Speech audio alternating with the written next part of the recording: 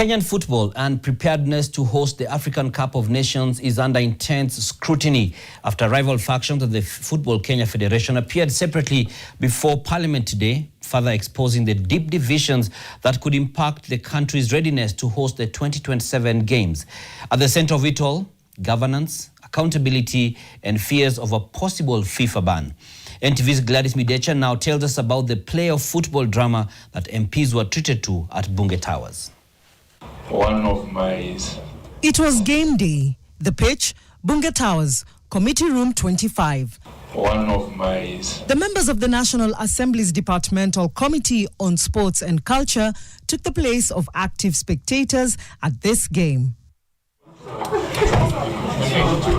Officials of the Football Kenya Federation, FKF, had been invited to expound on Kenya's preparedness to host the 2027 Africa Cup of Nations. As a federation.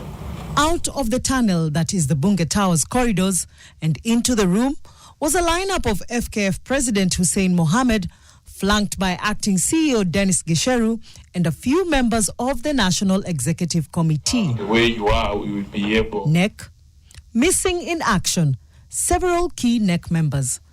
The opening whistle was followed by this red flag, an incomplete team, and the captain was put to task. NEC members, I can only see two here. Why others not attentive? And also the Vice President. In regards to the Vice President, it is in the public domain that there was an attempted coup while I was away in Kampala. Surprisingly enough, we were in those meetings together. I never got any indication there was trouble in the backyard, but it is what it is. We respect that. What efforts are you making to reconcile with the other group? I am on record the day before having tried to convene an informal session, which I have done several times before, to discuss matters of importance and matters that require urgent decisions or intervention. Hussein had to juggle offering affirmation of integrity in the process, as well as the status and addressing concerns on financial oversight, procurement processes, and whether federation structures had been bypassed. The insurance, it was paid by CAF. So the FKF, the insurance you are referring to was not paid for by FKF. It was not paid by FKF. And what would have been 90 minutes of the match turned into a halftime break. Shortly after 12:40 p.m., a second lineup from the Bunge Towers corridor cum tunnel walked in, led by FKF Vice President MacDonald Mariga, alongside Women's Representative Kerubo Bomanyi and other NEC members, a rival faction. The dribbles at play in the sport now firmly took center field. I would wish to understand on what basis are they in front of us. The answer they had requested to be heard specifically on ongoing crisis within the FKF.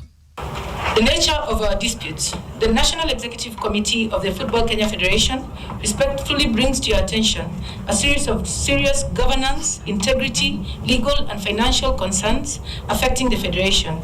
These matters are of significant national importance, particularly in light of Kenya's preparedness to host AFCON 2027 tournament. The captain of this team was not speaking, but his teammates kept the game going.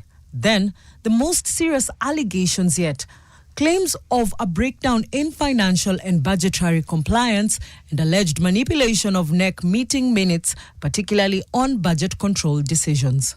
The last instance of such compliance was on the 4th of February 2026. Since then, no budgets have been presented to the NEC, including those related to national team engagements and government-funded FKF programs. When the actual 90 minutes of this engagement lapsed, a game played by two teams, just not directly with each other, but displaying their play and pronounced prowess to the gallery, one after the other.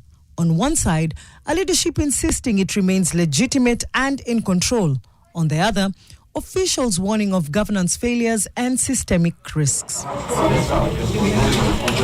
After the final whistle was blown, the key question for the MPs and Kenyans at large remains: Can Kenya deliver a successful AFCON amid such internal turmoil? Will the country earn itself a red card in one of the most consequential plays on account of now visibly red flags? Or will the wrangles off the pitch cost the country its moment on Africa's biggest football stage? Gladys Midecha, NTV.